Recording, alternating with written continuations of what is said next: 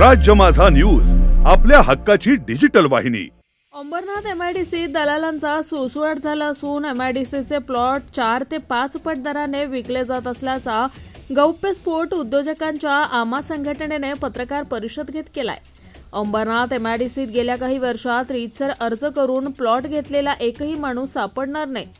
MIDC स्थानिकांकडून भूसंपादन न करताच ती जागा परस्पर उद्योजकांना विकून टाकते, पण ती जागा ताब्यात नसल्याने स्थानिक आणि उद्योजकांमध्ये वाद होतात। त्यामुळे उद्योग सुरू व्हायलाच 3 ते 4 वर्ष लागत असल्याचा आरोप आमा संघटनेचे अध्यक्ष उमेश तायडे यांनी केलाय।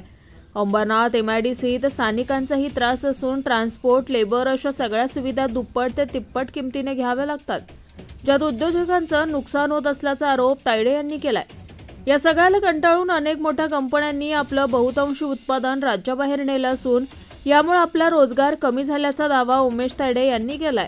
आम्ही स्थानिकांकडून सुविधा घ्यायला तयार आहोत, पण त्यांनी बाजारभावानुसार सेवा पुरवाव्यात, असं आवाहन उमेश तायडे यांनी केलंय। तर हे सगळं असं सुरू राहिल्यास अंबरनाथ एमआयडीसीतील 1400 कंपन्यांना राज्याबाहेर जाण्यावाचून पर्याय नसेल, असं उमेश तायडे म्हणाले। ॲडिशनल अंबरनाथ एमआयडीसी म्हणा की टोटल महाराष्ट्रामध्ये ज्या उद्योजकांना बिझनेस चालू करायचा आहे, उद्योग चालू करायचा आहे, त्यांना प्लॉट मिळत नाहीत।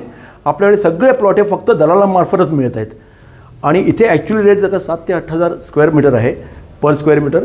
तो रेट आहे ना, त्याच्यापेक्षा 30 ते 40,000 रुपये स्क्वेअर मीटरपर्यंत आज लोकांच्याकडनं दलालांमार्फत पैसे घेतात आणि मग लोकांना प्लॉट मिळत आहेत। सर हे सिंडिकेट कार्यालय पार मंत्रालयापासून आहे, एमआयडीसी सगळे अधिकारी इन्व्हॉल्ड आहेत याच्यामध्ये आणि सगळे दलाल इन्व्हॉल्ड आहेत। एमआयडीसीने प्रूव्ह करून दाखवावं की गेल्या 5 ते 10 वर्षामध्ये त्यांनी सरळ एखाद्याने अर्ज केला आणि अंबरनाथ एमआयडीसीमध्ये त्याला प्लॉट मिळाला, असं कधीच झालं नाही आहे। स्थानिकांनी एरिया वाटून घेतलेला आहे, त्या एरियामध्ये त्यांच्याचकडनं त्यांची जमीन गेली तर सांगून ते आमच्याकडनं सर्व घेत असतात।